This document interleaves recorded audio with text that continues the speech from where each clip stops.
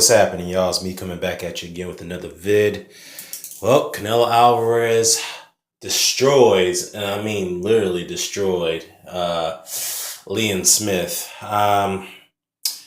This was a boxing clinic from the start, along with incorporated with control, aggression, and power and pressure.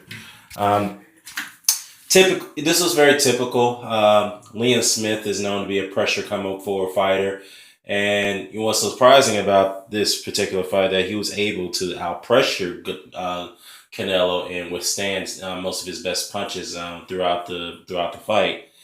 Um, First round total wipeout. Canelo definitely won the round by volume combination punching and started to utilize the jab a lot more than often. So that's pretty surprising. And I have to tell you, Canelo looked very sharp from the start to the end of this fight. Some would expect that making the weight, which he's always had trouble doing, even though he's never missed it on the scales. He's always had trouble making 154 for a long while now.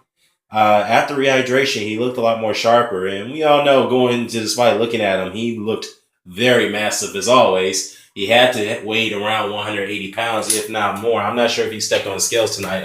If somebody can let me know about that, please let me know in the comment section below. But first round, definitely going to Canelo due to activity, body punching, and he was fighting very well off the back foot too. So that was very striking about this. And when Liam Smith was getting him on the ropes, Liam Smith applying the pressure, he was trying to fight him from the inside, and Canelo was able to back up Liam Smith multiple times in this fight by throwing a barrage of uppercuts and weakening him with the body shots. Very similar to how he weakened Amir Khan, by taking away his legs, he had to weaken him with body shots. But needless to say, there was a second round, which could have been the stealer round for Liam Smith because he was starting to come on towards the end. And during that round, Canelo suffered a cut above his eye. It wasn't a major cut. It was a cut where you could have got your attention. And I don't understand how he accumulated that cut. I should say how he was able to receive it. I'm not sure it was a headbutt that caused it or it was a jab by Liam Smith. But when I seen the replay, it looked like it was a jab or maybe a combination of a headbutt. I don't know, but Liam Smith, but it didn't have much mustard to it, so that's very mysterious. And I do know that Liam Smith suffered a very, deep, pretty deep cut above his eye in the later rounds, above his right eye. And Canelo, after the second round, was breaking him down. Could have to control aggression, ring generalship, you name it. And it was a round where Liam Smith was able to back up Canelo to the ropes, and he was trying to launch a barrage of shots and whatnot. And Canelo was steady, and he was able to back him up with a 5-punch combination and knock him down with a overhand right to the head. But I forgot to mention before that round, he initially hurt Smith in the 5th round when he launched a 5-punch combination, and that really set the tone for the rest of the fight from there. Liam Smith went down. He got up, and he was able to come back in that round a little bit, but obviously not enough to win it, where he was able to maintain his game plan, apply the pressure, and try to back up Canelo and get his respect. But I have to say, though, and what really gets to me here is that Liam Smith never moved his head, and this is what really got to me in this fight. He didn't have no head movement whatsoever. He showed very little of it, so this was very tailor-made for Canelo to tee off on as much as he wanted to. And if Gennady Golovkin plans to fight Canelo Alvarez, he better not use that game plan where he doesn't move his. He better not use that bravado game plan just by withstanding power shots and punches to the head, so that way you could come back with your own. No, you don't do that with Canelo Alvarez. I'll tell you that right now. You better start showing some head movement and lateral movement to confuse him. But I'll get to that later in the video.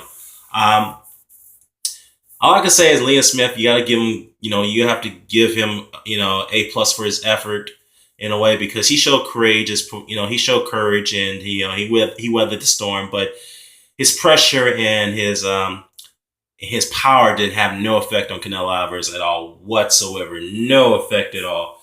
And I don't recall him making one dent. I mean, other than that little cut in the eye, I'm not sure if that was caused by Smith's jab, but he didn't, like I said, he didn't throw any mustard to it. But needless to say, he was really, really outpowered, and he was really, what really I think bothered him as most is more of the speed, the speed and the punches that Canelo was putting together that really threw off his timing. So, and what's also amazing is that Canelo was able to fight in spurts that he normally does in usual fights. So he was able to conserve his energy and continue to reserve, to go on to the later rounds. But in the seventh round, he decked Liam Smith with a perfect mid body shot to the to the abs, and that was a delayed shot, and Smith went down. He got back up, and then the eighth round, clear wipe off Canelo. Then the ninth round, he finished off Smith with a perfectly delivered left hook to the body, and that was to the liver, and that was a shot that reminded me of what Bernard Hopkins did to Oscar De La Hoya. Wow, and Smith was on the ground. He was in pain and agony, and yeah, obviously when a fighter's in a situation like that, he's not getting up. No way in hell. And yeah, so that's all she wrote. Canelo captures the 154 WBO title. He was in a post-fight interview. He was really being badgered by Matt Cullen with his line of questioning about Gennady Golovkin, and he wasn't really questioning Canelo Alvarez per se. He was questioning more of his promoter Oscar De La Hoya and Golden Boy for their reluctancy to make the Gennady Golovkin fight. And Canelo, being the professional that he can be, was defending Oscar and Bernard, when not their promoter, about that situation. He's like, look, we offered him the fight multiple times, 3 times he turned it down, point blank. I'm not too sure about that, Canelo, because first things first, you vacated your title because you didn't want to meet the deadline with the WBC to make the fight happen, to commit. So you gave up your belt shamelessly. So no excuse for that, number one. Number two, I know he's referring to the catchweight offer and the split. So needless to say, if Golovkin doesn't accept it, okay, fine. You can say, yeah, he should have accepted it there. But needless to say, it makes Canelo look a lot worse because he vacated his belt to avoid fighting him in a way. So there's no excuse for Canelo to do that. None whatsoever. Now, again, where does both fighters go from here? We all know Liam Smith is still going to campaign at 154. He'll be back. Definitely going to probably take a couple of tune-ups back home in Liverpool, in England with Frank Warren and them, whatnot. Canelo, now that he has a 154-pound title, I think the WBO mandatory is now is Demetrius Andrade. So I doubt Canelo's going to take that fight because, as I recall, Canelo was offered to fight Demetrius Andrade about 3 years ago, and he declined to fight and opted to fight James Kirkland instead. So, yeah, he ducked Andre the initial time around, so I'm not sure he's going to want to take that fight. But he did mention that he's going to campaign to 160 after this fight with Liam Smith. So, yeah, we'll see what happens from there. Now, I guarantee you this. Billy Joe Saunders has to look at this fight, and he probably has to be very, very worried now. But I know Billy Joe Saunders, if the money is right, he's going to take the fight. So I think from my understanding, he is defending his WBO middleweight title on the undercard as Fury and Vladimir Klitschko. That's coming up next month. So after he gets through that fight, I guarantee you Canelo Alvarez will be his next opponent. Guarantee you that's the fight that he wants, and that's the fight that will probably be made. I'm just only speculating. And also, another thing I wanted to point out is that Canelo did mention that he hurt his right hand early in the fight in the second round. So, yeah, that could be troublesome. So you better take a look at that hand.